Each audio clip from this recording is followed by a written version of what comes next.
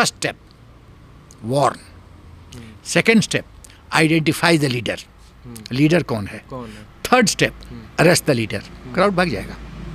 गोली चलाने की होते हैं, लीडर को मतलब नेतृत्व विहीन करने की जरूरत है क्राउड को।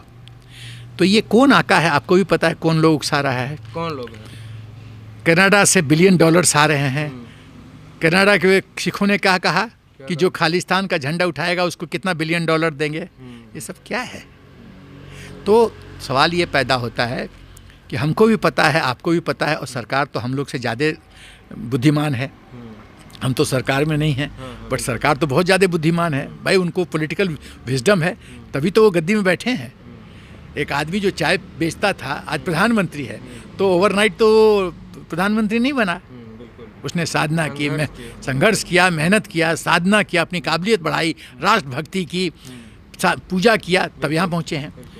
ये लीडर को अरेस्ट करो, फास्ट ट्रैक कोर्ट से ट्रायल करो और देश के बाहर निकाल कर फेंक दो, उठा के बाहर फेंक दो।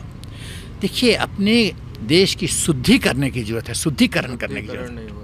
शुद्धिकरण, देश में बहुत जागे ये कीड़ा मकोड़े जो है ना, भारत माता के शरीर में बहुत ज़्यादा कीड़ा मकोड़े चिपक गए हैं, इनसे मुक्त करने की जरूरत है देश को। नहीं, वो तो सबने देखा कि जिस प्रकार से खालिस्तानी झंडा लहराया गया, और कुछ जो यूएपीए के तहत जो जेल में बंद हैं, कुछ छात्र हैं और जो उपद्रवी हैं, उनको भी रिहाई करने की मांग की गई। ये सारी चीज़ें तो सरकार के भी कानों में जाती होगी। सरकार तो बेशक इस पे परीक्षण कर ही रही होगी लगातार, लेकिन फिर भी बातचीत की जा रही है, सरकार बैकफुट पे आ रही है कि हम 1.5 साल के लिए कानून रोकेंगे, और इस तरह के हिंसक उपद्रव हो रहे हैं। अब क्या लगता है कि सरकार कुछ फास्ट ट्रैक के मतलब कि कुछ कड़ा नियम लागू करने जाएगी इसका हल निकालने के लिए? देखिए, पहले हमको समझना चाहिए कि ये जो विद्रोह हो रहा है बिचौलियों के द्वारा, विद्रोह है क्या? बिल्कुल, इसमें कोई आधार है नहीं। क्यों?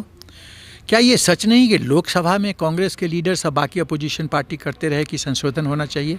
क्या ये सच नहीं है? शुरू में तो मांग भी इनका भी यही था कि संशोधन। तो आप लोग तो मीडिया में, आप लोग के पास तो सब रिकॉर्ड है, आपके पास लोकसभा में सब कांग्रेस जो लीडर्स हैं उनका स्पीच है। अकाली दल ने जो समर्थन किया बाद में बोली नहीं हम अब साथ छोड़ते हैं। पहली बात तो ये है।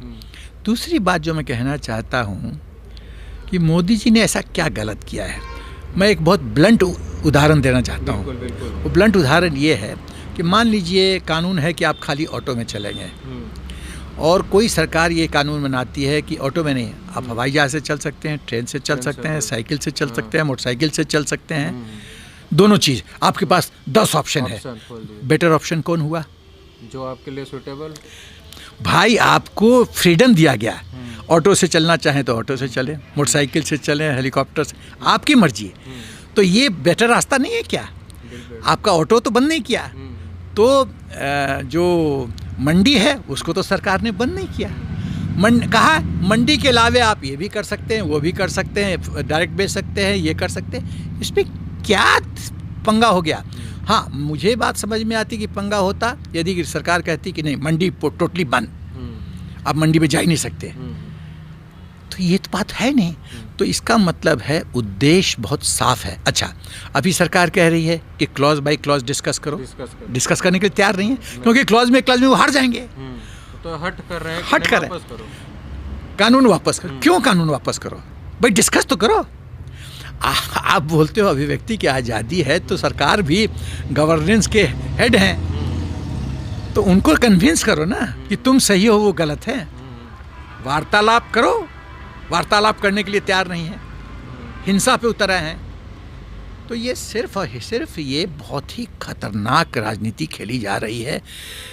देखिए, हमको लगता है, देखिए बहुत ब्लंटली मैं बोलता हूँ, इसका दूसरा मतलब नहीं लगाया जाए, दूसरा माने नहीं लगाया जाए। इस देश में टू मच ऑफ डेमोक्रेसी है। ये देश इतना डेमोक्रेसी के लिए फिट नहीं है। अब ये मत कह दीजिए कि मैं मिलिट्री रूल रिकमेंड करूँ, नहीं। मैं मिलिट्री रूल के खिलाफ हूँ। आप मेरे को गलत इंटरप्रेट मत कीजिएगा। मैं मिलिट्री रूल के खिलाफ हूँ। मिलिट्री रूल सॉल्यूशन नहीं है, वो उपाय नहीं है। लेकिन इस तरह का डेमोक्रेसी भी इस देश में नहीं चलेगा, नहीं चलना चाहिए। आप देखिए, आज कोई मान लीजिए चंडीगढ़ से आना चाहता है और दिल्ली के हॉस्पिटल में लाना चाहता है पेशेंट में, तो पेशेंट तो रास्ते में मर जाएगा। तो क्या सही है? नहीं गलत है बिल्कुल। क्या उस परिवार की को आज़ादी नहीं है कि अपना रिश्तेदार को एम्स में आके ट्रीट करे?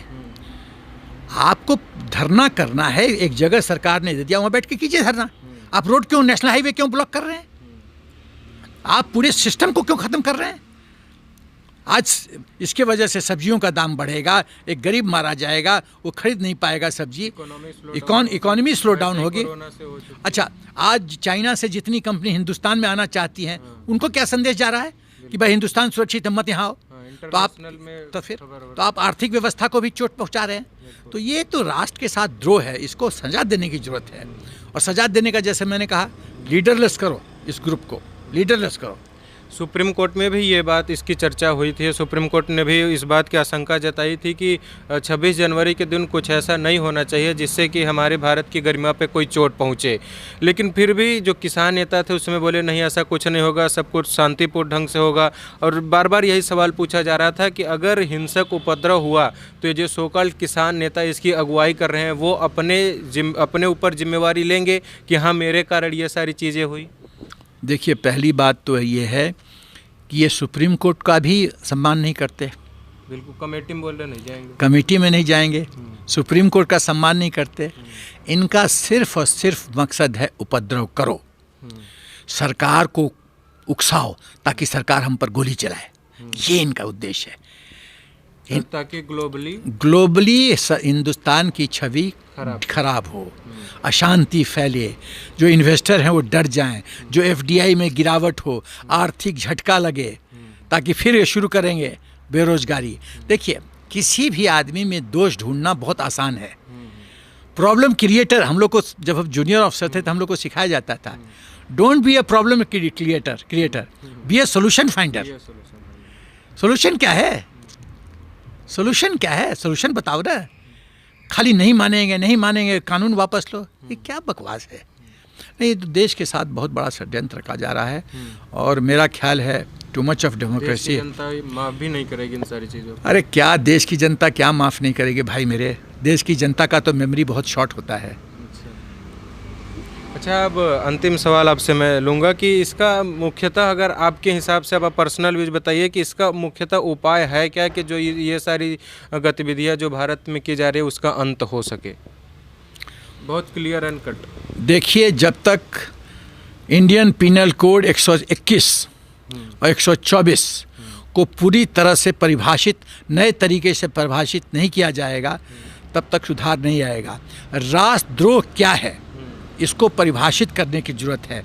और राष्ट्रद्रोह फास्ट ट्रैक कोर्ट के माध्यम से एस्टेब्लिश किया जाए, और जो फास्ट ट्रैक कोर्ट है वो फैसला सुनाए, और फैसला 3 ही 4 हो, उस पॉलिटिकल पार्टी को बैन किया जाए, उस इंडिविजुअल को बैन किया जाए, और देश के बाहर निकाल के फेंक दिया जाए। और इस देश की एक बहुत, और मैं जो पॉलिटिकल सिस्टम को, ये देश की जो प्रेजेंट सिस्टम है वो जो बहुत बुरी तरह से प्रभावित कर रही है, मतलब ये आपके इस प्रश्न से थोड़ा अलग है, लेकिन मैं उस पर टिप्पणी करना पसंद करूंगा, क्योंकि मुख्यतः वही इस देश की समस्या का जड़ है, वो है परिवारवाद। जैसा मोदी जी ने कुछ दिन पहले कहा था, इस देश की राजनीति में परिवारवाद ही निम्न स्तर के काबिलियत को जन्म देता है। भाई, आपको ऐसे होने लगे तो सेना में भी डाल दो कि एक जनरल का बेटा जनरल होगा, किसानों में डाल दो, किसान का बेटा किसान होगा, जनरल का बेटा जनरल होगा, उसके लिए कोई क्वालिफिकेशन नहीं चाहिए, डाल दो। ऐसा है क्या? या जनरल के बेटे कर्नल घट जाते हैं, लेफ्टिनेंट कर्नल घट जाते हैं। तो ये राजनेता का बेटा राजनेता क्यों बनेगा? एक परिवार का प्रधानमंत्री बन जाएगा बेटा, क्योंकि वो सिल्वर स्पून लेके जन्म लिया है। नहीं, ये देश, देखिए, देश बहुत खतरनाक अवधि से गुजर रहा है।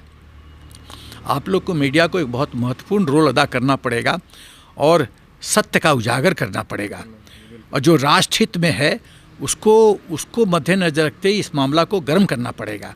नहीं तो ये सत्ता के मोह में लोग बहुत ही निम्न स्तर के राजनीति पे आज उतर गए हैं, और राष्ट्र को इसके लिए बहुत बड़ी कीमत चुकानी पड़ रही है। इसमें सुधार लाने की जरूरत है। सत्य और साक्षी दो ऐसे शब्द हैं जिनके नींव पे पत्रकारिता का स्तंभ खड़ा है, और उसी स्तंभ को हम मजबूत करने के लिए लगातार ऐसी आवाज़ों के आपके सामने लाते हैं जिससे भारत देश का गौरव बढ़े, और इसीलिए हम राजधर्म को निभा रहे हैं। हमसे बातचीत करने के लिए सर आपका बहुत बहुत शुक्रिया, धन्यवाद।